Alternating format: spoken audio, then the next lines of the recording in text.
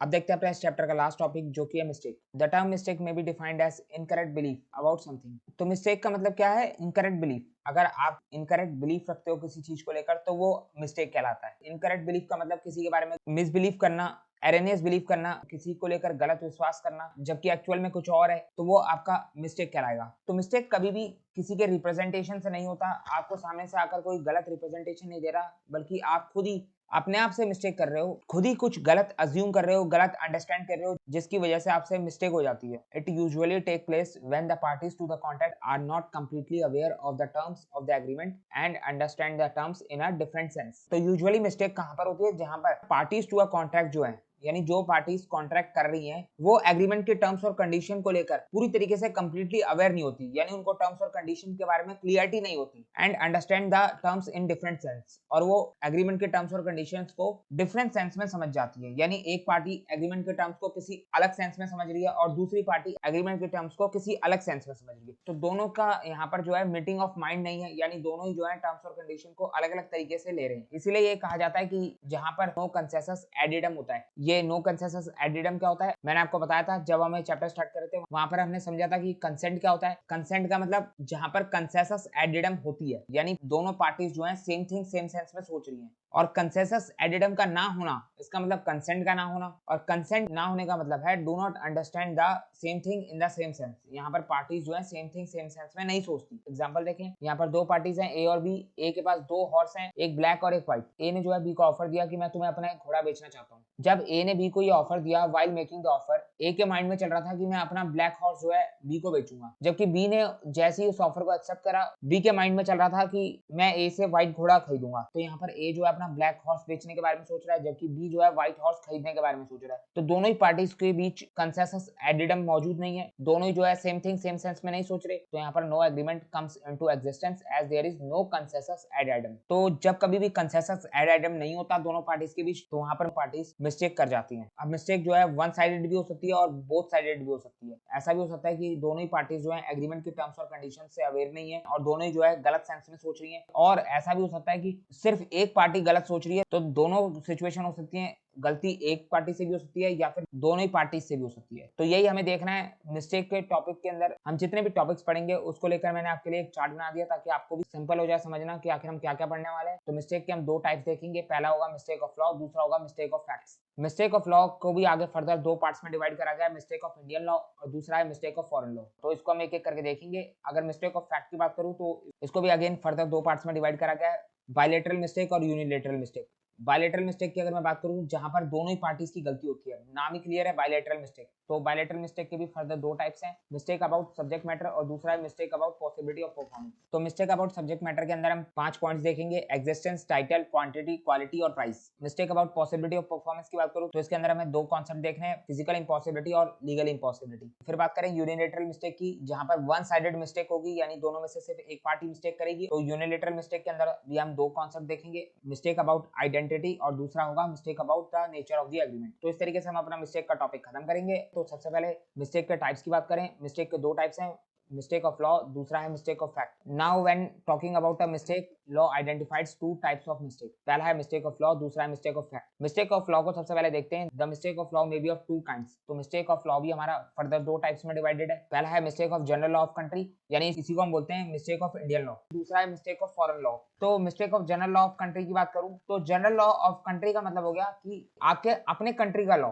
आपके अपनी कंट्री का जो लॉ है उसके बारे में आपको जानकारी होनी चाहिए, उसके बारे में आपको पता होना चाहिए। लॉ इस बात को अज्यूम करके चलता है। आप ये कहकर बच नहीं सकते कि आपको इस लॉ की जानकारी नहीं थी तो आपसे गलती हो गई। Everyone is deemed to conversant with the law of his country. तो हर किसी को लेकर ये अज्यूम किया जाता है या ये माना जाता है। डीम्ड का मतलब क्या होता है? अज्यूम करना। ये अज्यूम किया जाता है हर किसी को लेकर कि उसे अपनी कंट्री के लॉ के बारे में पूरी जानकारी है, वो अपने कंट्री के लॉ से पूरी तरीके से फैमिलियर है। कन्वर्सेंट का मतलब होता है familiar. This is based on the well established rule of law, namely ignorantia juris non excusat. अब इसका मतलब क्या होता है? ये एक मैक्सिम है। मैक्सिम का मतलब क्या होता है? कहावत। जिस तरीके से हम मुहावरे और कहावत का इस्तेमाल करते हैं उसी तरीके से लैटिन में एक फेमस मैक्सिम है, इग्नोरेशिया जुरिस नॉन एक्सक्यूसेट। इसका मतलब होता है ignorance of law is no excuse. आप कभी भी भी ये कहकर बच नहीं सकते या इस बात का एक्सक्यूज नहीं दे सकते कि आपको लॉ के बारे में जानकारी नहीं थी, लॉ से आप इग्नोर थे। अगर इसका एग्जांपल दूं, आप रोड पे जा रहे हो, आपने जो है रेड लाइट जंप कर दी, ट्रैफिक पुलिस ने आपको पकड़ा, तो आप ये कहकर बच नहीं सकते कि मुझे इस बात का पता नहीं था कि रेड लाइट पे रुकना होता है, मैं इग्नोर था ट्रैफिक के लॉ से। तो ये बहाना नहीं चलेगा। इस तरीके से तो सभी बहाना मारना शुरू कर देंगे। अगर लॉ ने इस तरीके की एक्सक्यूज को अलाउ कर दिया तो हर कोई लॉ तोड़ेगा, उसके बाद कहेगा मुझे पता नहीं था।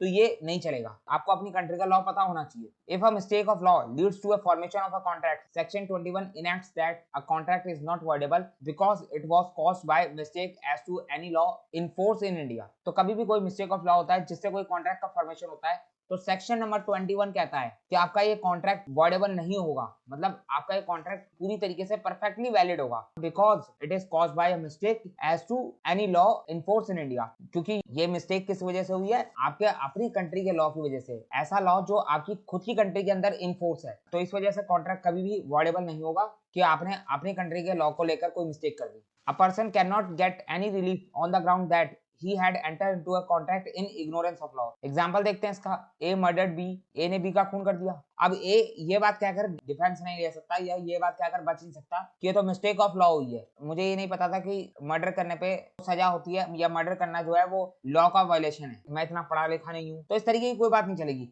आपको लॉ के बारे में जानकारी है नहीं है, उस बात से फर्क नहीं पड़ता, लॉ अज्यूम करके चलता है कि आपको पता है, बात खत्म।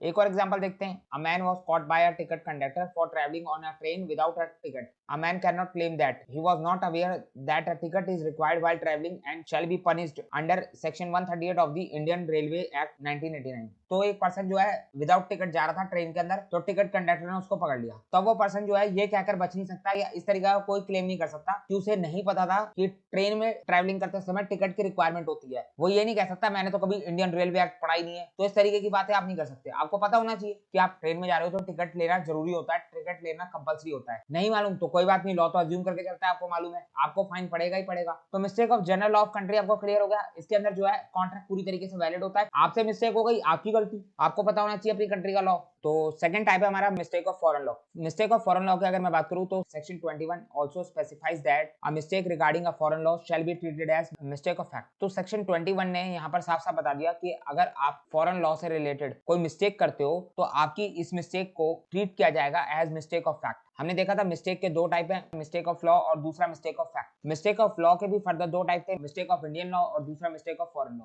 तो यहाँ पर यह कहा जा रहा है कि अगर आप फॉरेन लॉ से रिलेटेड कोई मिस्टेक करते हो तो आपकी इस मिस्टेक को ट्रीट किया जाएगा एज मिस्टेक ऑफ फैक्ट। अब ये बात क्यों कही गई है? क्योंकि फॉरेन लॉ की मिस्टेक के केस में ऐसी कोई अजम्पशन नहीं ले जाती कि आपको फॉरेन लॉ की जानकारी होनी ही चाहिए। लॉ ये कहता है कि अगर आपको अपनी कंट्री के रूल्स और रेगुलेशंस के बारे में मालूम है तो बस इतना काफी है। तो फॉरेन लॉ की अगर आप मिस्टेक होती है तो उसको मिस्टेक ऑफ फैक्ट मान के कि आपने एग्रीमेंट के किसी फैक्ट को लेकर मिस्टेक कर दी, तो फिर उस केस में जो ट्रीटमेंट होगा वो सेम एज इट इज होगा जैसे मिस्टेक ऑफ फैक्ट के अंदर बताया गया है। This is because the party to a contract are not expect to know all the provisions of the foreign law and their meaning. तो यहाँ पर पार्टीज टू द कॉन्ट्रैक्ट से लॉ कभी भी एक्सपेक्ट नहीं करेगा कि उसे फॉरेन लॉ के हर प्रोविजंस के बारे में मालूम होगा और उनका मतलब पता होगा। तो फॉरेन लॉ का एक एग्जांपल देखते हैं। An Indian company agrees to sell an American company 200 cans of a certain mixture containing 45% sulfuric acid. The law of the country had banned the purchase and sales of the mixture containing more than 30% sulfuric acid. This is considered to be a mistake of foreign law and therefore the contract is set to void. तो यहाँ पर एक Indian company है, एक American company है। Indian company जो है वो एग्री हुई है कि वो अमेरिकन कंपनी को 200 कैन सप्लाई करेगी कोई सर्टेन मिक्सचर के जिसमें 45% सल्फ्यूरिक एसिड मिला हुआ है। अब अमेरिकन कंट्री का जो लॉ है वो ये कहता है अगर आप किसी ऐसे मिक्सचर का परचेज और सेल करते हो जिसके अंदर मोर देन 30% सल्फ्यूरिक एसिड मिला हुआ है तो वो बैन है। तो अब यहाँ पर जो इंडियन कंपनी सप्लाई कर रही है 200 कैन, उसके अंदर तो 45% सल्फ्यूरिक एसिड है। तो ये इंडियन कंपनी के लिए एक मिस्टेक ऑफ फॉरेन लॉ है क्योंकि अमेरिकन कंट्री में इस तरीके का लॉ है जो कि जरूरी नहीं है कि इंडियन कंपनी को पता हो। तो यहाँ पर क्या माना जाएगा? This is considered to be a mistake of foreign law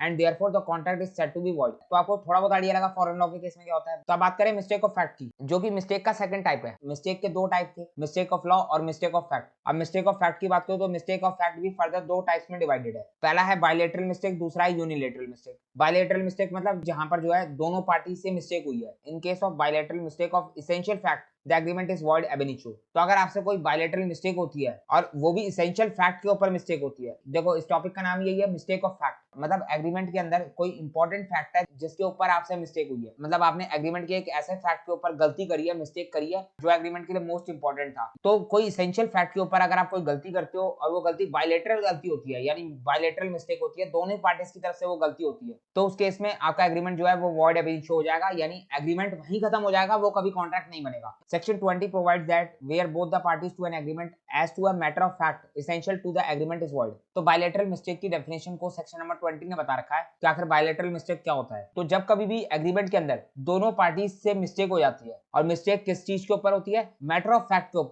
के ऊपर मिस्टेक होती है जो कि इसेंशियल टू द एग्रीमेंट है, तो वहां पर आपका एग्रीमेंट वॉइड हो जाएगा। अब ये बायलैटरल मिस्टेक या मिस्टेक ऑफ फैक्ट कहां पर होता है, किस तरीके से होता है, उसको देख लेते हैं। तो जब हमने अपना फ्री कंसेंट का चैप्टर स्टार्ट करा था, तो वहां पर हमने सबसे पहले कंसेंट की डेफिनेशन पढ़ी थी, और मैंने आपको क्या बताया था, कंसेंट का मतलब क्या होता है, जब कॉन्ट्रैक्ट के अंदर एंटर होने वाली पार्टीज के बीच मीटिंग ऑफ माइंड्स होता है, कंसेंसस एड आइडम होता है। मैंने आपको एक लैटिन वर्ड बताया था, कंसेंसस एड आइडम, इसका मतलब क्या होता है, मीटिंग ऑफ माइंड, यानी दोनों पार्टीज जो है सेम थिंग सेम सेंस में सोच रही है, आपस में कोई कंफ्यूजन नहीं है, एक पार्टी जो सोच रही है दूसरी पार्टी भी वही सोच रही है, तो वहां पर हम कहेंगे कि दोनों पार्टीज की कंसेंट अवेलेबल है। लेकिन अगर पार्टीज के माइंड में कोई कंफ्यूजन है, दोनों जो है सेम थिंग सेम सेंस में नहीं सोच रही, मैंने आपको कार वाला एग्जांपल भी दिया था, उस एग्जांपल को एक बार दोबारा देख लेते हैं और अच्छे से क्लियर हो जाएगा। A owned two cars, one black and other white. He offered to sell one car to B. While making the offer, A had black car in mind, but B accepted the offer thinking that it was made for white car. In this case, no agreement comes into existence as there is no consensus ad item. A के पास दो car है, black और white. A जो है B को अपनी एक car बेचने का ऑफर करता है। A के माइंड में चल रहा है कि वो अपनी ब्लैक कार को बेचेगा, जबकि B ने ये सोचकर उस ऑफर को एक्सेप्ट करा है कि ए जो है मुझे अपनी व्हाइट कार देने वाला है। तो ए के माइंड में कुछ और चल रहा है, बी के माइंड में कुछ और चल रहा है, दोनों पार्टीज जो है सेम थिंग सेम सेंस में नहीं सोच रही, तो इसी को हम कहते हैं कि दोनों पार्टीज के बीच कंसेंट मौजूद नहीं है, तो यहाँ पर एग्रीमेंट जो है कभी भी एग्जिस्टेंस में नहीं आएगा। तो वही बात ऊपर हम देख रहे थे, जब कभी भी आपका मीटिंग ऑफ माइंड नहीं होता, आपके बीच कंसेंट मौजूद नहीं होती, एब्सेंस ऑफ कंसेंट होता है, तो उस केस में एग्रीमेंट जो है हमेशा वॉइड होगा। तो सबसे पहले कोई भी वैलिड एग्रीमेंट बनाने के लिए दोनों पार्टीज की कंसेंट होनी बहुत जरूरी है। ये बात हमने चैप्टर नंबर 1 में essential element of a valid contract में भी देखी थी, वहां पर भी हमने इस बात को समझा था। तो यहाँ पर भी सेम यही होता है, बायलैटरल मिस्टेक के केस में दोनों ही पार्टीज के बीच सेम थिंग सेम सेंस नहीं हो पाता, दोनों ही पार्टीज के माइंड में अलग अलग बातें चल रही होती है, जिसकी वजह से मिस्टेक हो जाती है, और मिस्टेक भी एक ऐसे फैक्ट के ऊपर हो जाती है जो इसेंशियल टू द एग्रीमेंट होता है। तो बायलैटरल मिस्टेक क्या होती है, आपको समझ में आ गया। Thus, for declaring an agreement void ab initio under this section, the following three condition must be fulfilled. तीन कंडीशन फुलफिल करनी होगी। अब ये तीन कंडीशन को आप ध्यान से देखो। पहली कंडीशन है both the party must be under a mistake। तो सबसे बेसिक बात, बायलैटरल मिस्टेक है तो गलती दोनों पार्टीज की होगी, मिस्टेक दोनों पार्टीज करेंगी। दूसरी कंडीशन है और मोस्ट इंपॉर्टेंट कंडीशन है, इसको आप ध्यान से देखो, mistake must relate to some fact. तो मिस्टेक एग्रीमेंट के किसी फैक्ट के ऊपर होगी, एग्रीमेंट के अंदर कोई एसेंशियल फैक्ट होगा जिसमें मिस्टेक होगी। तो मिस्टेक हमेशा किसी फैक्ट के ऊपर होती है, ना कि कोई जजमेंट या ओपिनियन को लेकर। मैंने आपको पहले ही बताया कि ओपिनियन और जजमेंट जो है वो हर किसी का अलग अलग हो सकता है, जरूरी नहीं है कि किसी एक का ओपिनियन दूसरे के ओपिनियन से मैच करे। ओपिनियन के बीच डिफरेंस हो सकता है, लेकिन फैक्ट के बीच डिफरेंस नहीं होगा। फैक्ट मतलब फैक्ट होगा, फैक्ट हर किसी के लिए सेम ही होता है। तो मिस्टेक फैक्ट को लेकर होगी, ना कि जजमेंट और ओपिनियन को लेकर। अब इस लाइन का मतलब क्या है, इसको हम समझते हैं। यहाँ पर सेक्शन नंबर 20 का एक्सप्लेनेशन दे रखा है, explanation to section number 20 and erroneous opinion as to the value of the thing which forms the subject matter of the agreement is not to be deemed a mistake as to a matter of fact. इसको एक बार एक case law से समझते हैं। Case law का नाम है बिसेट versus Wilkinson. ये 1927 का एक फेमस केस लॉ है। अब इस केस में क्या हुआ था, बिसेट जो है उसके पास एक लैंड था, बिसेट एक लैंड ओनर है, बिसेट को हम यहाँ पर सी से डिनोट करेंगे। एक लैंड ओनर है, उसके पास एक लैंड था जो कि न्यूजीलैंड में था, तो बिसेट रिप्रेजेंटेड टू विल्किंसन। विल्किंसन को हम यहाँ पर डी कहेंगे, तो सी ने जो है डी को एक रिप्रेजेंटेशन दिया। तो विल्किंसन कौन है, या मैं कहूँ डी कौन है, डी वो है जो लैंड को परचेस करने वाला है। अब डी जो है सी की लैंड को क्यों परचेस कर रहा है, क्योंकि डी को इस लैंड के ऊपर शिफ्ट फार्मिंग करनी है। तो सी जो है वो डी को रिप्रेजेंट करते हुए कहता है कि मेरी इस लैंड को अगर सही तरीके से इस्तेमाल करा जाए, प्रॉपर्ली इस्तेमाल करा जाए, तो इस लैंड की कैरिंग कैपेसिटी 2000 शिप है। Both parties know that she had not previously carried on ship farming on the land. तो यहाँ पर दोनों ही पार्टीज को पता था कि सी ने जो है कभी भी इस लैंड के ऊपर शिप फार्मिंग नहीं करी है। सी को एक्चुअल में प्रैक्टिकली नहीं पता कि इस लैंड की कैरिंग कैपेसिटी कितनी है, वो तो बस अपना ओपिनियन दे रहा है, अपने हिसाब से ऐसे ही बोल रहा है कि मेरे ओपिनियन से इस लैंड की कैरिंग कैपेसिटी 2000 शिप होगी। डी बॉट द लैंड, तो डी ने जो है उस लैंड को खरीद लिया but only paid the first instalment and refuse to pay the rest. लेकिन सिर्फ फर्स्ट इंस्टॉलमेंट ही पे करी उस लैंड की और बाकी इंस्टॉलमेंट पे करने से मना कर दिया, refuse to pay the rest. When c brought an action for the money, तो सी ने जो है डी के खिलाफ कोर्ट में केस कर दिया। D sought to have the contract rescinded on the ground of misrepresentation. तो यहाँ पर डी ने जो है कोर्ट में जाकर ये कहा कि मैं जो है इस कॉन्ट्रैक्ट को रिसाइन करना चाहता हूं, यानी कॉन्ट्रैक्ट कैंसिल करना चाहता हूं क्योंकि मेरे साथ मिसरिप्रेजेंटेशन हुआ है। तो यहाँ पर कोर्ट की तरफ से क्या डिसीजन आया है उसको देख लेते हैं। The Privi council held in favour of the seller. जिस तरीके से आज सुप्रीम कोर्ट है उसी तरीके से पहले प्रीवी काउंसिल था। तो प्रीवी काउंसिल ने जो है यहाँ पर सेलर के फेवर में जजमेंट सुना दिया। सेलर कौन है? सेलर है हमारा सी के फेवर में जजमेंट सुना दिया और डी को बोला कि तुम्हें इसका पैसा पे करना ही होगा, तुम इस कॉन्ट्रैक्ट को on the ground of misrepresentation resign नहीं कर सकते क्योंकि यहाँ पर किसी भी तरीके का कोई मिसरिप्रेजेंटेशन नहीं हुआ है। तो कोर्ट ने क्लियरली कहा कि यहाँ पर दोनों पार्टीज को पहले से पता था कि सी ने कभी भी उस लैंड का इस्तेमाल नहीं करा शिप फार्मिंग को लेकर। तो सी को प्रैक्टिकली लैंड की एक्चुअल कैपेसिटी पता नहीं थी। तो यहाँ पर जो सी ने डी को स्टेटमेंट दिया कि इस लैंड में लगभग 2000 शिप कैरिंग कैपेसिटी है, वो सिर्फ एक ओपिनियन था। कोर्ट ने कहा कि सी की तरफ से दिया गया स्टेटमेंट सिर्फ एक ओपिनियन था, ना कि फैक्ट था। और ओपिनियन के बेस पे कभी भी हम किसी कॉन्ट्रैक्ट को कैंसिल नहीं कर सकते, उसको फ्रॉड या मिसरिप्रेजेंटेशन डिक्लेयर नहीं कर सकते। फ्रॉड हो चाहे मिसरिप्रेजेंटेशन हो, वो तभी माना जाता है जब रिप्रेजेंटेशन ऑफ फैक्ट होता है, ना कि ओपिनियन होता है। तो यहाँ पर क्लियरली ये ओपिनियन था, फैक्ट नहीं था। तो यही बात सेकंड पॉइंट में लिखी हुई थी, an erroneous opinion as to the value of the thing. तो कोई भी एरेनियस ओपिनियन यानी गलत ओपिनियन, फैक्ट की बात नहीं हो रही यहाँ पे, ओपिनियन की बात हो रही है। तो कोई भी गलत ओपिनियन अगर किसी चीज की वैल्यू के ऊपर दिया जाए, अब वैल्यू मॉनेटरी भी हो सकती है, चाहे तो क्वांटिटी से रिलेटेड भी हो सकती है जैसे कि इस केस में हुई थी। तो किसी भी चीज की वैल्यू के ऊपर कोई एरेनियस ओपिनियन दिया जाए और उस एरेनियस ओपिनियन की वजह से कोई एग्रीमेंट फॉर्म हो जाए which form the subject matter of the agreement, तो उस एरेनियस ओपिनियन को मिस्टेक नहीं माना जा सकता, not to be deemed as mistake as to a matter of fact। तो क्लियर हो गया ये एक्सप्लेनेशन। तीसरी हमारी कंडीशन है the fact must be essential to the agreement. ये तो हमें पता ही है, फैक्ट जो है ऐसा होना चाहिए जो इसेंशियल टू द एग्रीमेंट हो। अगर कोई fact essential to the agreement नहीं है, वहां पर कोई मिस्टेक हुई है, तो वो कॉन्ट्रैक्ट को वॉइड नहीं करा पाएगा। उस केस में कॉन्ट्रैक्ट वॉइड नहीं होगा। कॉन्ट्रैक्ट तभी वॉइड होगा जब फैक्ट के अंदर कोई मिस्टेक होगी और वो मिस्टेक जो है इसेंशियल टू द एग्रीमेंट होगी। That is the fact must be such which goes to the very root of the agreement. तो ये हमारी तीनों कंडीशन हो गई जो कि हमारे एग्रीमेंट को वॉइड एब इनिशियो करती हैं। तो अब देखते हैं टाइप्स ऑफ बायलैटरल मिस्टेक। अब बायलैटरल मिस्टेक को लेकर भी आगे फर्दर दो टाइप्स बताए गए हैं, उसको देख लेते हैं। पहला टाइप है मिस्टेक अबाउट सब्जेक्ट मैटर है, दूसरा टाइप है mistake about possibility of performance. पहला टाइप देखते हैं मिस्टेक अबाउट सब्जेक्ट मैटर। तो यहाँ पर गलती किस चीज को लेकर हुई है, मिस्टेक किस चीज को लेकर हुई है, सब्जेक्ट मैटर को लेकर। The existence, title, quantity, quality etcetera of the subject matter are essential fact. तो अगर हमसे पूछा जाए एसेंशियल फैक्ट का मतलब क्या, तो एसेंशियल फैक्ट का मतलब बता रखा है यहाँ पर। एसेंशियल फैक्ट का मतलब सब्जेक्ट मैटर का एग्जिस्टेंस में होना, यानी सब्जेक्ट मैटर मौजूद होना चाहिए। दूसरा सब्जेक्ट मैटर का टाइटल होना चाहिए। टाइटल का मतलब क्या होता है, ओनरशिप। जो एग्रीमेंट कर रहा है उसके पास उस सामान की ओनरशिप होनी चाहिए। तीसरा है क्वांटिटी और फोर्थ है क्वालिटी। तो इन चारों को हम एक एक करके समझते हैं और देखते हैं। तो सबसे पहले मैं बात करूं existence of the subject matter की। Mistake concerning the existence of the subject matter. Sometimes the existence of the subject matter of the contract terminate before the agreement was made and the parties to a contract may not have the knowledge of this fact. तो कई बार जो है existence of the subject matter को लेकर mistake हो जाती है। जिस सब्जेक्ट मैटर के ऊपर एग्रीमेंट या मैं कहूं कॉन्ट्रैक्ट करा जा रहा है, वो सब्जेक्ट मैटर ही टर्मिनेट हो चुका हो, यानी वो सब्जेक्ट मैटर ही खत्म हो चुका हो, डिस्ट्रॉय हो चुका हो बिफोर द एग्रीमेंट, एग्रीमेंट होने से पहले, और दोनों ही पार्टीज को इस बात की नॉलेज ना हो। Parties to the contract may not have the knowledge of this fact. दोनों ही पार्टीज को पता नहीं है कि जो एग्रीमेंट का सब्जेक्ट मैटर है वो डिस्ट्रॉय हो चुका है, खत्म हो चुका है। तो वहां पर हमारी ये मिस्टेक बनती है existence of the subject matter की। एग्जांपल देखते हैं इसका पहले। A agree to buy from B a certain horse. तो दो पार्टीज है ए और बी। ए एग्री हुआ कि मैं बी के हॉर्स को खरीदूंगा। It turn out that the horse was dead at the time of the bargain. तो जब दोनों पार्टीज आपस में एग्रीमेंट कर रहे थे, प्राइस को लेके बार्गेनिंग कर रहे थे, तो उस टाइम पे जो है हॉर्स की डेथ हो जाती है। दो neither party was aware of this fact. तो दोनों में से किसी पार्टी को नहीं पता कि हॉर्स जो है मर चुका है। तो हॉर्स जो है हमारा सब्जेक्ट मैटर था कॉन्ट्रैक्ट का, जिसका एग्जिस्टेंस खत्म हो गया, जिसका एग्जिस्टेंस नहीं रहा। घोड़े को लेकर कॉन्ट्रैक्ट हो रहा था, घोड़ा ही मर गया तो बात ही खत्म हो गई, तो आपका एग्रीमेंट जो है वो वॉइड हो जाएगा। तो जब कभी सब्जेक्ट मैटर का एग्जिस्टेंस नहीं रहता, सब्जेक्ट मैटर टर्मिनेट हो जाता है एग्रीमेंट होने से पहले, तो और दोनों ही पार्टीज को इस बात की नॉलेज नहीं होती, तो वहां पर हमारा ये पॉइंट आता है, if the subject matter on which contract exist is absent. तो जब सब्जेक्ट मैटर ही एब्सेंट हो गया जिसके ऊपर कॉन्ट्रैक्ट बना था, तो वहां पर उस केस में कॉन्ट्रैक्ट जो है एक्सपायर मान लिया जाएगा और एग्रीमेंट को वॉइड डिक्लेयर कर दिया जाएगा। तो पहला पॉइंट हो गया। सेकंड पॉइंट की बात, mistake concerning the title of the subject matter. तो यहाँ पर मिस्टेक किस चीज को लेकर है, टाइटल को लेकर। टाइटल का मतलब होता है ownership. Sometimes the buyer of the goods और property may already be the owner of what the seller desire to sell. Both parties here might be under a mutual mistake concerning the title of the said property और goods. So in that case there is nothing that the seller can transfer, there is no contract which thereafter becomes void। अब देखो यहाँ पर क्या है, दोनों ही parties जो है गुड्स के टाइटल को लेकर मिस्टेक कर रही है। इसको एक केस लॉ से देखते हैं, आपको क्लियर हो जाएगा। केस लॉ था हमारा ये कूपर वर्सेस फिप्स का 1867 का एक केस है। इस केस में क्या हुआ था, A believe that she had inherent right over a fishery from her father. तो ए यहाँ पर बिलीव करती है कि उसके पास इनहेरेंट राइट आ गया है। इनहेरेंट राइट मतलब ऐसी ओनरशिप जो फैमिली टू फैमिली ट्रांसफर होती है, यानी फादर से सन या डॉटर के पास जाएगी, उसके बाद उसके आगे उसके सन या डॉटर के पास जाएगी। तो इस तरीके की ओनरशिप जो ट्रांसफर होती है उसको हम बोलते हैं इनहेरेंट राइट। तो यहाँ पर जो ए है वो ये समझती है कि उसके फादर के पास जो फिशरीज का राइट था वो अब उसके पास ट्रांसफर हो गया है। B her cousin brother also believed in as right. तो बी जो कि ए का कजन ब्रदर है उसको भी यही लगता है कि ए के फादर के पास जो है फिशरीज का राइट ए के पास ही ट्रांसफर होगा। तो वो भी यही बिलीव करता है कि ए के पास ही उस फिशरीज का राइट है, और वो इस बात को बिलीव करते हुए ए के साथ एक लीज एग्रीमेंट कर लेता है। B agreed to take the fisheries on a lease from ए।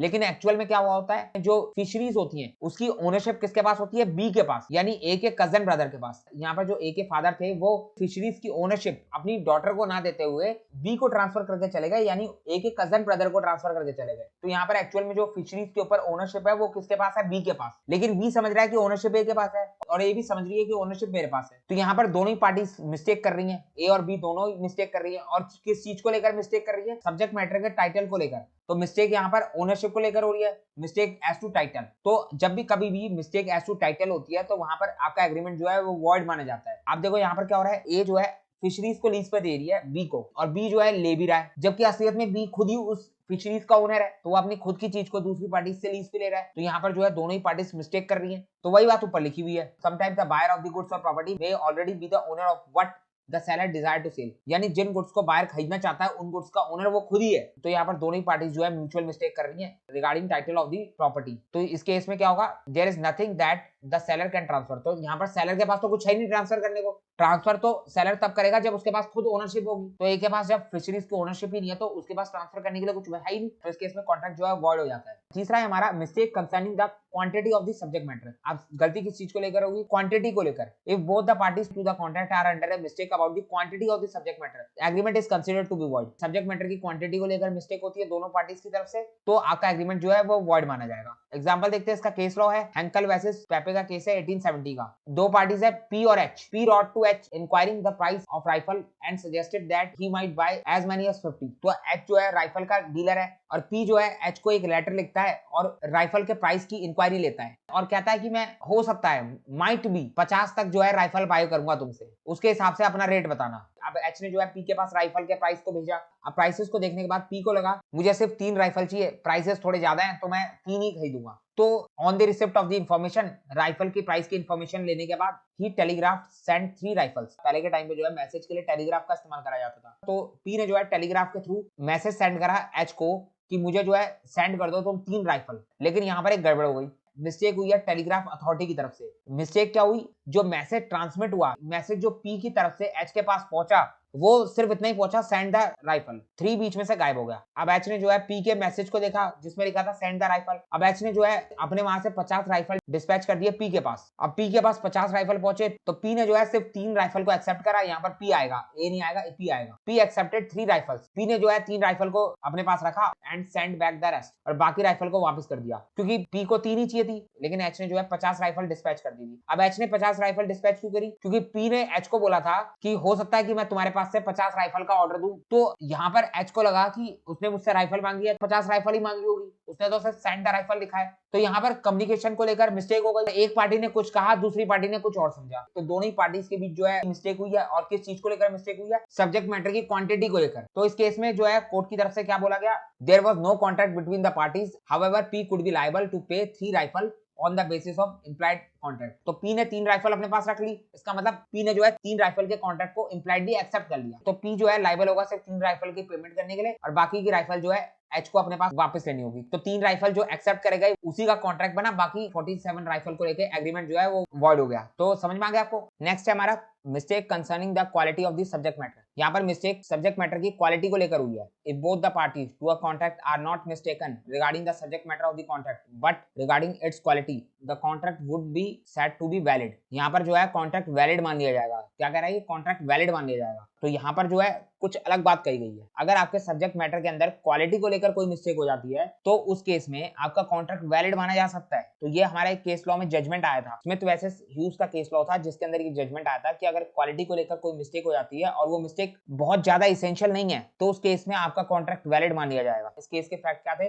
दो पार्टीज हैं, स्मिथ और ह्यूज। द क्लेमेंट, क्लेमेंट कौन होता है? जिसका नुकसान हुआ होता है, इंजर्ड पार्टी, जो नुकसान की भरपाई के लिए क्लेम करेगा। तो क्लेमेंट यहाँ पर हमारा स्मिथ था, वाज अ फार्मर, ये एक फार्मर था। एंड द डिफेंडेंट, डिफेंडेंट कौन है? जिसके खिलाफ केस फाइल करा गया था। तो स्मिथ ने ह्यूज के खिलाफ केस फाइल करा। ह्यूज जो है ट्रेन करता है रेस हॉर्सेस को, यानी रेस हॉर्स ट्रेनर है, रेस में दौड़ने वाले घोड़ों को ट्रेन करता है। The claimant visited the defendant and told him that he had a batch of oats to sell. Smith जो है फार्मर है, वो ओट्स की प्रोडक्शन करता है, तो वो ह्यूज के पास आकर कहता है कि मेरे पास ओट्स का बैच है जिसको मैं सेल करना चाहता हूँ। He left a sample of oats with the defendant and the next day the defendant agreed to purchase the oats. तो स्मिथ जो है ह्यूज के पास कुछ सैंपल ऑफ ओट्स छोड़ जाता है ताकि जो है ह्यूज उसको देख ले कि ओट्स कैसे हैं, अच्छे हैं, बुरे हैं। तो ओट्स देखने के बाद ह्यूज को ओट्स पसंद आ जाते हैं। नेक्स्ट डे जो है ह्यूज स्मिथ को ओट्स का ऑर्डर देता है। When the claimant delivered the oats, the defendant saw that they were new oats. He said that he thought the oats were going to be old oats. As a race horse trainer, the defendant always gave the old oats to his horses. तो यहाँ पर जैसी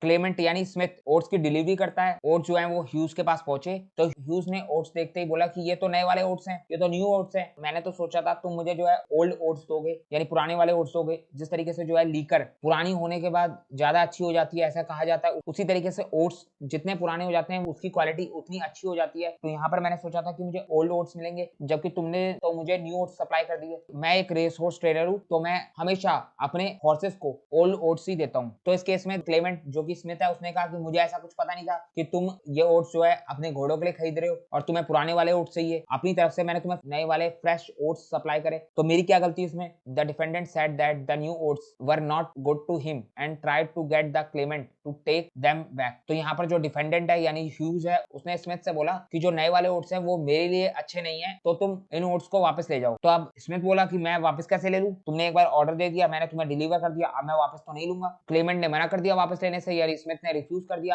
कि मैं वापस नहीं लूंगा। And argue that the defendant should pay for oats, और कहा कि तू मेरे ओट्स के पैसे दो। तो ह्यूज ने पैसे देने से मना कर दिया। अब जो स्मिथ था वो चला गया कोर्ट में ह्यूज के खिलाफ केस फाइल करने के लिए। तो कोर्ट में केस गया, तो कोर्ट की तरफ से क्या डिसीजन आया उसको देख लेते हैं। तो कोर्ट ने जो है यहाँ पर स्मिथ के फेवर में डिसीजन सुनाया, यानी क्लेमेंट के फेवर में डिसीजन सुनाया, और ह्यूज को कहा कि तुम इस कॉन्ट्रैक्ट को अवॉइड नहीं कर सकते, तुम सिर्फ इस ग्राउंड पर कॉन्ट्रैक्ट को कैंसिल नहीं करा सकते कि ओट्स नए वाले थे जबकि तुम्हें पुराने वाले ओट्स चाहिए थे। कॉन्ट्रैक्ट का सब्जेक्ट मैटर ओट्स था जो कि तुम्हें मिल गया, अब उसकी क्वालिटी इतनी इंपॉर्टेंट नहीं है कि तुम कॉन्ट्रैक्ट को कैंसिल करवा दो। तो यहाँ पर जजमेंट जो है वो स्मिथ के फेवर में आया, क्योंकि यहाँ पर कॉन्ट्रैक्ट होते समय पर कोई भी डिस्कशन नहीं हुआ था regarding the delivery of old oats. Old oats की भी डिलीवरी करनी है, इस तरीके की दोनों पार्टीज के बीच कोई बातचीत नहीं हुई थी। There had been no discussion between the parties regarding the delivery of old oats. A reasonable person would expect the sale of good quality oats in a similar contract. There was no express discussion on old oats. The sample give him the chance to inspect the oats. तो यहाँ पर जो ये judgement आया, ये judgement जो है एक एग्जांपल है कैविएट एम्प्टर का। कैविएट एम्प्टर क्या होता है? Let the buyer beware. सामान खरीदते समय बायर को सावधान होना चाहिए। जब हम सेल्स ऑफ गुड एक्ट पढ़ेंगे तो वहां पर जो है कैविएट एम्प्टर का कॉन्सेप्ट आता है, वहां पर हम इसको डिटेल में देखेंगे। तो यहाँ पर ये कॉन्ट्रैक्ट जो है कैंसिल नहीं हो सकता, ह्यूज को अब पेमेंट करनी होगी और इसी ओट्स की डिलीवरी को लेना होगा। तो इस केस में क्वालिटी इतना भी बड़ा एसेंशियल फैक्ट नहीं था कि आपका कॉन्ट्रैक्ट कैंसिल हो जाए, लेकिन कई बार ऐसा भी होता है कि क्वालिटी इतनी इंपॉर्टेंट होती है कि वो आपके कॉन्ट्रैक्ट को कैंसिल करवा सकती है। If the quality is so important that it will have a major impact on the contract, then in this case the agreement will be void. तो अगर क्वालिटी इतनी इंपॉर्टेंट है कॉन्ट्रैक्ट के अंदर कि वो एक मेजर इंपैक्ट डाल रही है कॉन्ट्रैक्ट पे, तो उस केस में एग्रीमेंट जो है वो वॉइड हो जाएगा। इसके दो एग्जांपल देखते हैं। A and B made a contract together in which A sold his car in return of some amount to B. तो यहाँ पर ए और बी दो पार्टीज हैं, ए के पास दो कार है, एक रेस कार और दूसरी टूरिज्म कार। ए जो है बी को बोलता है कि मैं तुम्हें अपनी एक कार बेचना चाहता हूँ। अब यहाँ पर सब्जेक्ट मैटर है कार, लेकिन क्वालिटी का डिफरेंस है, एक रेस कार है दूसरी टूरिज्म कार है। रेस कार एक अलग पर्पस के लिए इस्तेमाल होती है जबकि टूरिज्म कार एक अलग पर्पस के लिए इस्तेमाल होती है। They believe that the car is for racing purpose but the car was for tourism purpose. तो उसने सोचा कि कार जो है रेसिंग पर्पस के लिए चाहिए जबकि कार जो है एक्चुअल में टूरिज्म पर्पस के लिए चाहिए थी। इन this case the contract is void. तो अगर ऐसा कोई केस बन जाए जहां पर क्वालिटी कॉन्ट्रैक्ट के ऊपर एक मेजर इंपैक्ट डाल रही है, जैसे कि इस केस में भले ही सब्जेक्ट मैटर कार हो लेकिन रेसिंग कार और टूरिज्म कार में एक बहुत बड़ा ह्यूज डिफरेंस होता है। अगर इस तरीके से क्वालिटी को लेकर मिस्टेक हो जाती है तो कॉन्ट्रैक्ट वॉइड हो जाएगा। दूसरा एग्जांपल देखते हैं, X agree to sell Y an antique item believed by to be of 18th century what X possesses was actually of 20th century so the bilateral mistake about the quality of the subject matter make its avoid agreement. तो X Y यहाँ पर दो parties हैं। X ने Y को बोला कि मेरे पास एक एंटिक आइटम है जिसे मैं तुम्हें सेल करना चाहता हूँ, वो 18th century का है, जबकि एक्स के पास जो एंटिक आइटम था वो 20th century का था। एंटिक सामान जो है जितना पुराना होता है उतना हाई वैल्यू का होता है, तो 20th century का वैल्यू कम होगी जबकि 18th century के सामान की वैल्यू ज्यादा होगी। तो यहाँ पर जो है भले ही एंटिक आइटम सेम हो लेकिन उसकी क्वालिटी बहुत मैटर करती है, क्योंकि यहाँ पर दोनों के प्राइस में बहुत बड़ा डिफरेंस होगा। तो ये एक बायलैटरल मिस्टेक है, दोनों पार्टीज की तरफ से हुई है। तो अगर क्वालिटी को लेकर मिस्टेक होती है तो एग्रीमेंट वैलिड भी हो सकता है, वॉइड भी हो सकता है, डिपेंड करता है क्वालिटी को लेकर कॉन्ट्रैक्ट के ऊपर कितना बड़ा इंपैक्ट आ रहा है। तो बायलैटरल मिस्टेक को लेकर हमारा पहला टाइप खत्म हो गया, मिस्टेक अबाउट सब्जेक्ट मैटर। दूसरा टाइप है हमारा mistake about possibility of performance। the fact of the possibility of performance is an essential fact। possibility of performance का जो fact है वो भी एक essential fact माना जाता है। it may be of two type। तो possibility of performance जो है दो टाइप का हो सकता है, पहला है फिजिकल इम्पॉसिबिलिटी, दूसरा है लीगल इम्पॉसिबिलिटी। फिजिकल इम्पॉसिबिलिटी की बात करूं तो any performance of the contract when physically impossible can be taken up as an excuse for non performance of the duties under a contract and contract will be void. तो अगर कोई भी performance of the contract जो है physically impossible हो जाए तो उस केस में आप फिजिकल इम्पॉसिबिलिटी का एक्सक्यूज ले सकते हो for non performance of duty और आपका कॉन्ट्रैक्ट जो है वॉइड हो जाएगा। अब फिजिकल इम्पॉसिबिलिटी किस टाइप की हो सकती है, एक एग्जांपल से देखते हैं। ये हमारा केस लॉ है, ग्रिफिथ वर्सेस ब्राइमर का केस है 1903 का। दो पार्टीज थी इसमें, ए और B. A hired a room from B for watching the coronation process of King Edward VII। Unknown to both the parties, the procession had already been cancelled। तो यहाँ पर जो है किंग एडवर्ड 7 का coronation होने वाला था, यानी राज्य अभिषेक होने वाला था। तो उसको देखने के लिए ए ने बी से एक रूम किराए पे लिया था, लेकिन अचानक ही जो है ये जो कोरोनेशन प्रोसेशन था ये कैंसिल हो गया, लेकिन दोनों ही पार्टीज को पता नहीं है। तो ए और बी दोनों को ही नहीं पता कि ये जो कोरोनेशन प्रोसेस था ये कैंसिल हो गया। तो इस केस में क्या होगा, this agreement was held to be void. तो ये एग्रीमेंट वॉइड हो जाएगा। In this case the performance of the agreement was impossible as to the purpose of which the room was hired had been defeated and both the parties were mistaken about the fact of impossibility of performance। तो ए ने B से room किराए पे इसीलिए लिया था कि वो कोरोनेशन देखना चाहता था। तो जब कोरोनेशन ही कैंसिल हो गया तो जो एग्रीमेंट की परफॉर्मेंस है वो इम्पॉसिबल हो गई। तो उस केस में ए अब रूम किराए पे लेके क्या करेगा, तो ए और बी के बीच जो एग्रीमेंट बना था हायर एग्रीमेंट वो वॉइड हो जाएगा, क्योंकि यहाँ पर इम्पॉसिबिलिटी ऑफ परफॉर्मेंस हो गई। दूसरा है लीगल इम्पॉसिबिलिटी। लीगल इम्पॉसिबिलिटी मतलब कोई ऐसी लॉ में अमेंडमेंट आ गई, कोई ऐसा रूल चेंज हो गया, गवर्नमेंट ने अचानक ही कोई न्यू लॉ निकाल दिया जिस वजह से अब आप अपनी परफॉर्मेंस नहीं कर सकते, तो वहां पर लीगल इम्पॉसिबिलिटी का केस बन जाएगा। Any performance of the contract is when legally impossible can be taken as an excuse for non performance of the duty under a contract and contract will be void. तो अगर कोई भी आपका agreement legally impossible बन जाता है तो वो कॉन्ट्रैक्ट भी वॉइड हो जाएगा। Any amendment made by the legislation which makes it impossible to fulfil the performance of the duty under the contract. तो ये हमारे दोनों केस हो गए पॉसिबिलिटी ऑफ परफॉर्मेंस के। तो बायलैटरल मिस्टेक हमने देख लिया, सारे उसके टाइप्स कवर कर लिए। अब देखते हैं यूनिलैटरल मिस्टेक। तो अगर यूनिलैटरल मिस्टेक की मैं बात करूं तो यहाँ पर वन साइडेड मिस्टेक होगी, यानी दोनों में से सिर्फ एक पार्टी जो है मिस्टेक करेगी, तो मिस्टेक वही फैक्ट के ऊपर करी जाएगी जो कि एसेंशियल टू द एग्रीमेंट होगा। तो अगर मिस्टेक एक पार्टी की तरफ से हुई है तो दूसरी पार्टी की उसमें क्या गलती, तो एक पार्टी की मिस्टेक की वजह से हम कॉन्ट्रैक्ट को वॉइड नहीं कर सकते। तो जनरली यूनिलैटरल मिस्टेक के केस में कॉन्ट्रैक्ट वॉइड नहीं होता, does not render the agreement void. Unilateral mistake की वजह से कभी भी एग्रीमेंट की वैलिडिटी के ऊपर कोई भी इफेक्ट नहीं आता। इसके ऊपर एक केस लॉ देखते हैं। ये केस हुआ था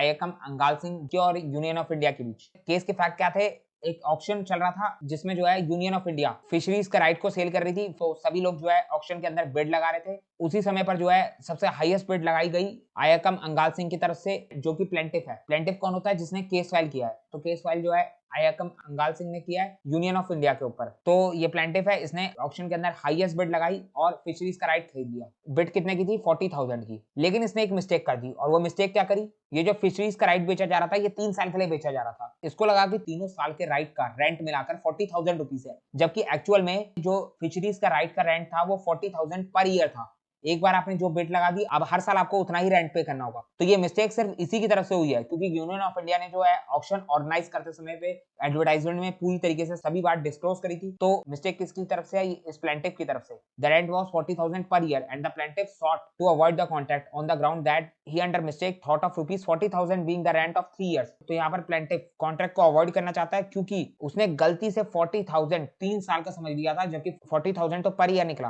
तो अब यहाँ पर जो है यूनिलेटरल मिस्टेक हुई है, एक पार्टी की तरफ से मिस्टेक हुई है। और यूनिलेटरल मिस्टेक के केस में हमारा एग्रीमेंट वॉइड नहीं होता, एग्रीमेंट पूरी तरीके से वैलिड रहता है। तो कोर्ट की तरफ से भी ये डिसीजन आया, it was held that since the mistake was unilateral the contract was not affected, contract में कोई इफेक्ट नहीं आएगा, thereby the same could not be avoided. तो क्लियर हो गया आपको। अब देखते हैं exception to the unilateral mistake. Generally unilateral mistake के कॉन्ट्रैक्ट जो है पूरी तरीके से वैलिड होते हैं, लेकिन जब हम एक्सेप्शन पढ़ रहे हैं तो इसका मतलब हम इसके ठीक अपोजिट पढ़ेंगे। तो यहाँ पर जो केस बताए जाएंगे, इस केस के अंदर जो है कॉन्ट्रैक्ट आपका वॉइड भी हो सकता है, वॉइडेबल भी हो सकता है, लेकिन वैलिड तो नहीं होगा। तो सबसे पहला वो एक्सेप्शन देखते हैं जहां पर कॉन्ट्रैक्ट जो है वॉइडेबल होगा। कॉन्ट्रैक्ट वॉइडेबल की बात करूं तो if the unilateral mistake is caused by fraud और misrepresentation etcetera on the party, the contract is voidable and can be avoided by injured party. तो ये आपको अच्छे से पता है, हम पहले से देखते आ रहे हैं कि अगर फ्रॉड और मिसरिप्रेजेंटेशन का केस होता है तो वहां पर जो इंजर्ड पार्टी होती है यानी जो अग्री पार्टी होती है उसके लिए कॉन्ट्रैक्ट वॉइडेबल हो जाता है, वो चाहे तो कॉन्ट्रैक्ट को कैंसिल भी करवा सकती है।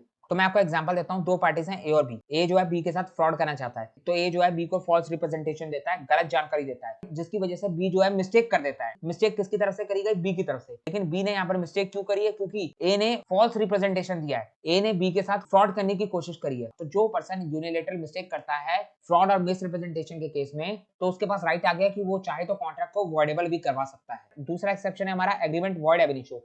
इस केस में एग्रीमेंट जो है वॉइड एब इनिशियो हो जाएगा, एग्रीमेंट खत्म हो जाएगा। इसके अंदर हम फर्दर दो क्लासिफिकेशन देखेंगे। पहला है mistake as to identity of a person, मतलब आपने जो है किसी पर्सन की आइडेंटिटी को लेकर मिस्टेक कर दी, किसी पर्सन को पहचानने में गलती कर दी। Where identity is important if one party represent himself to be some other person other than he really is, और a party enter into an agreement with some person believing him to be some other person, the agreement is void। अब देखो ध्यान से, where the identity is important, जब कभी भी identity important होती है उस केस में अगर एक पार्टी खुद को रिप्रेजेंट करे कोई other person other than he is real, यानी अपनी असलियत नहीं बता रही, असलियत में वो कौन है ये बात छुपाते हुए अपने आप को कोई अदर पर्सन रिप्रेजेंट कर रही है, तो वहां पर आइडेंटिटी ऑफ पर्सन को लेकर मिस्टेक हो सकती है। या फिर आपसे खुद से गलती हो गई, आपने खुद ही जो है सामने वाली पार्टी को कोई और पर्सन समझ के उसके साथ कॉन्ट्रैक्ट कर दिया। दोनों ही केस में मिस्टेक एज टू आइडेंटिटी हुई है, तो इन दोनों ही केसेस के अंदर जो है आपका एग्रीमेंट वॉइड हो जाएगा। एग्जांपल देखते हैं इसका एक बार। If A intend to contract with B only but enter into a contract with C believing him to be B,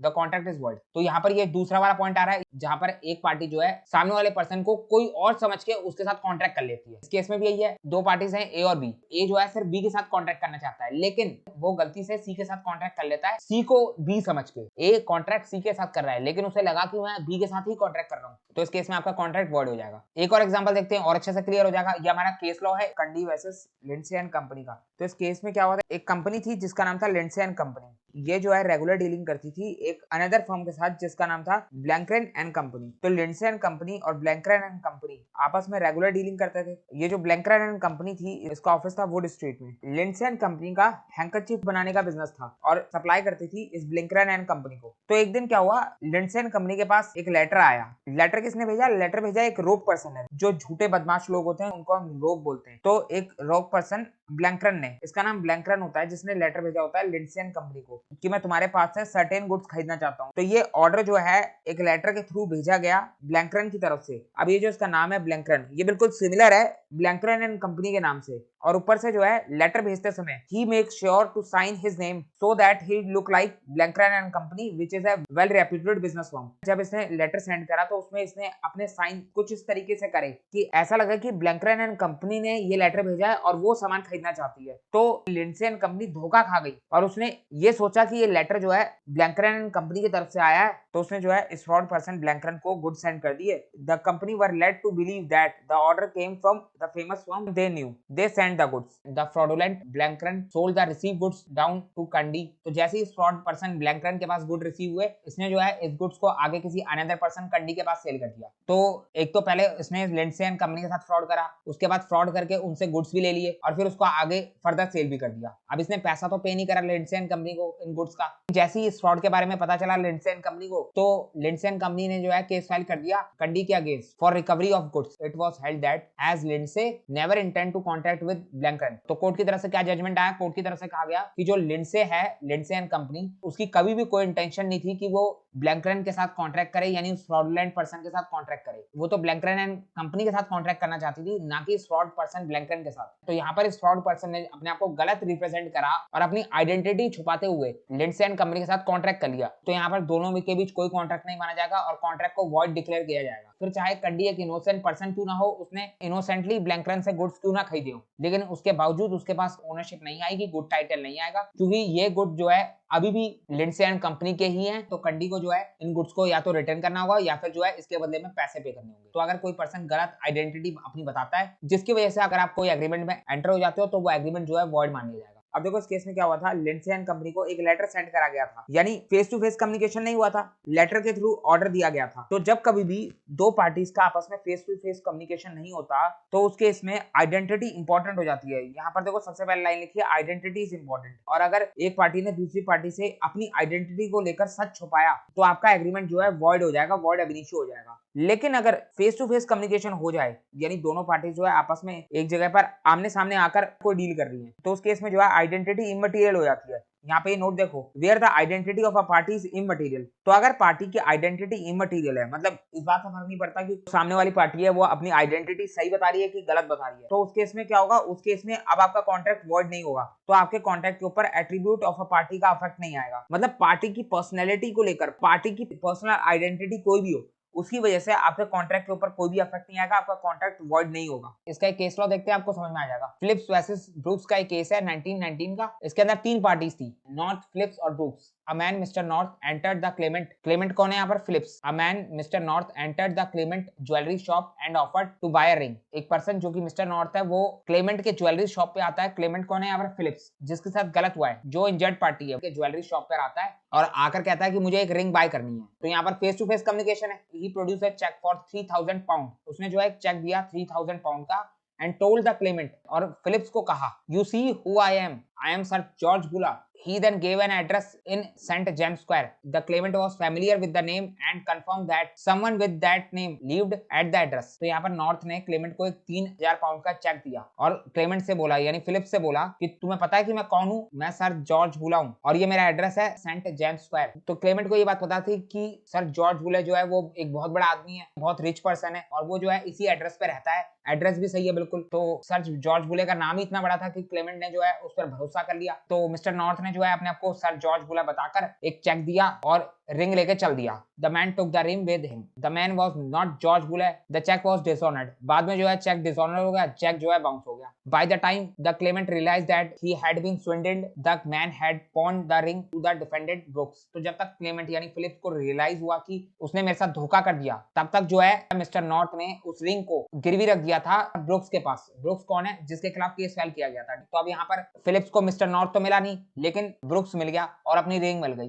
तो फिलिप्स ने जो है ब्रूक्स से कहा कि मेरी रिंग वापस करो, लेकिन ब्रूक्स ने जो है रिंग वापस करने से मना कर दिया। तो यहाँ पर फिलिप्स जो कि क्लेमेंट है, उसने केस फाइल कर दिया डिफेंडेड ब्रूक्स के ऊपर कि मुझे अपनी रिंग वापस चाहिए। He claimed that he would not sold the ring if they had know who the man truly was. This meant he claimed that the contract was void for mistake. तो यहाँ पर फिलिप्स ने court के सामने बोला कि अगर उसे मिस्टर नॉर्थ की सच्चाई पता होती तो वो कभी भी उसको ये रिंग सोल्ड नहीं करता, इसीलिए वो चाहता है कि इस कॉन्ट्रैक्ट को वॉइड करा जाए। अब हाई कोर्ट ने जो है सारी बातों को सुनकर जजमेंट ब्रूक्स के फेवर में सुना दिया, यानी जो डिफेंडेंट है जिसके पास रिंग गिरवी रखी गई थी उसके फेवर में सुना दिया। और फिलिप्स जो कि क्लेमेंट है उसको बोला, in actuality the claimant intend to sell the ring to the man in front of him whomever that turned out to be. There was therefore no relevant mistake. Property had been passed to the rogue, so the claimant was not entitled to recover the ring. तो court ने यहाँ पर कहा कि आप face to face communication कर रहे थे, तो फेस टू फेस कम्युनिकेशन में माना जाता है कि आपकी इंटेंशन उसी पर्सन को रिंग सेल करना थी जो आपके फ्रंट में बैठा था, फिर चाहे वो पर्सन कोई भी हो, उस बात से फर्क नहीं पड़ता। प्रॉपर्टी आपने पास ऑन कर दी रोग को।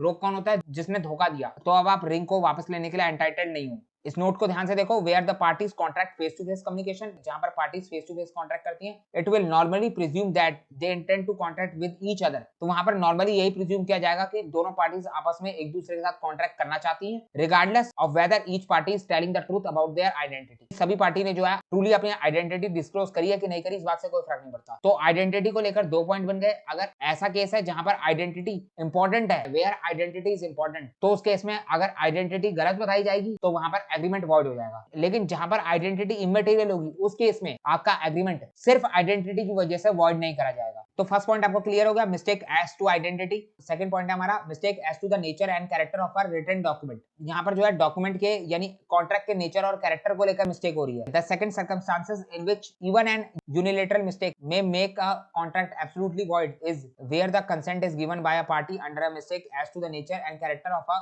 written document. The rule of the law is that where the mind of a signatory did not accompany the signature, that is, he did not intend to sign in contemplation of law, he never did sign the contract to which his name is appended and agreement is void ab initio. तो ध्यान से सुनो यहाँ पर क्या कहा गया है। The rule of law is that, rule of law क्या कहता है, where the mind of a signatory, signatory कौन है, जो पर्सन साइन करेगा डॉक्यूमेंट पे, did not accompany the signature, accompany मतलब होता है सपोर्ट, तो जो पर्सन साइन कर रहा है डॉक्यूमेंट के ऊपर उसका माइंड उसके सिग्नेचर को सपोर्ट नहीं कर रहा, यानी वो पर्सन साइन करना नहीं चाहता लेकिन फिर भी वो साइन कर रहा है, he did not intend to sign। तो ऐसे केस में इन कंटेम्पलेशन ऑफ लॉ का मतलब क्या होता है, लॉ के विचार से यानी लॉ के हिसाब से, according to law he never did sign the contract to which his name is appended। तो लॉ के अकॉर्डिंग जो है अगर वो पर्सन किसी ऐसे डॉक्यूमेंट के ऊपर साइन कर भी देता है जिस डॉक्यूमेंट पे उसके साइन करने की इंटेंशन नहीं है, तो उस केस में ये माना जाएगा कि उसने ऐसे किसी भी कॉन्ट्रैक्ट के ऊपर साइन नहीं किया जिस कॉन्ट्रैक्ट से उसका नाम जुड़ा हुआ है, और इस एग्रीमेंट को जो है वॉइड एब इनिशियो मान लिया जाएगा। अब ऐसा किस केस में होगा, अगर मान लो कोई इलिटरेट पर्सन है, कोई अनपढ़ व्यक्ति है, उसके साथ आप कोई फॉल्स रिप्रेजेंटेशन करके उससे किसी डॉक्यूमेंट के ऊपर साइन करवा लेते हो, तो वहां पर जो इलिटरेट पर्सन है उसका माइंड तो ये नहीं चाहता कि वो साइन करे, लेकिन आपने उसको झूठ बोला, उसको फॉल्स रिप्रेजेंटेशन करा जिसकी वजह से उसने साइन कर दिया, तो उस केस में ये एग्रीमेंट जो है वॉइड मान लिया जाएगा और ऐसा माना जाएगा कि उसने कभी भी ऐसे किसी डॉक्यूमेंट के ऊपर साइन नहीं करा जिस डॉक्यूमेंट से उसका नाम जुड़ा हुआ था। इसके ऊपर एक केस लॉ है, फोस्टर वर्सेस मैकिनन का, 1868 का एक केस है जिसमें एक ओल्ड पर्सन था, ओल्ड इलिटरेट मैन था, was made to sign a bill of exchange, उससे एक बिल ऑफ एक्सचेंज साइन करवा लिया था ये कहकर कि ये गारंटी का डॉक्यूमेंट है। तो यहाँ पर कोर्ट का डिसीजन आया कि ये कॉन्ट्रैक्ट जो है वॉइड मान लिया जाएगा क्योंकि इस पर्सन को पता नहीं था कि ये किस चीज पर साइन कर रहा है, इलिटरेट था ये। तो ये हो गया हमारा second type, mistake as to the nature of the contract. तो यही सब टॉपिक थे हमारे मिस्टेक के अंदर जो हमने अब कंप्लीट कर लिए, और इसी के साथ हमारा ये फ्री कंसेंट का चैप्टर कंप्लीट हो गया। फ्री कंसेंट के अपने चैप्टर के अंदर हमने एक एक पॉइंट, एक एक टॉपिक को अच्छे से कवर करा है, कोई कॉन्सेप्ट नहीं छोड़ा। फिर भी अगर आपका कोई डाउट रह जाए तो आप कमेंट सेक्शन में कमेंट करके पूछ सकते हो। अब हम स्टार्ट करेंगे अपनी नेक्स्ट क्लास में अपना नया चैप्टर, तो आप जाने से पहले चैनल को सब्सक्राइब करके जाना, वीडियो पसंद आए तो वीडियो को लाइक करना, इस वीडियो को ज्यादा से ज्यादा शेयर करना, डिस्क्रिप्शन बॉक्स में आपको टेलीग्राम ग्रुप का लिंक मिलेगा, उसको जाके ज्वाइन कर लेना। अब मिलते हैं अपने नए चैप्टर के साथ, जब तक के लिए thank you for watching this video.